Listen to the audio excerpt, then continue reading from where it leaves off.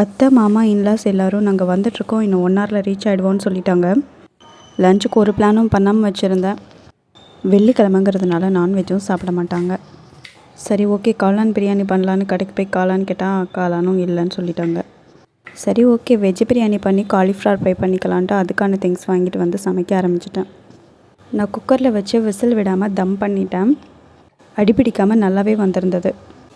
கொஞ்சமாக எண்ணெய் சேர்த்ததுக்கப்புறமா அது கூட நெய் கொஞ்சம் விட்டுட்டு தேவையான ஸ்பைசஸ் போட்டுட்டு வெங்காயத்தை அது கூட சேர்த்து நல்லா வதக்கி விட்டாச்சு.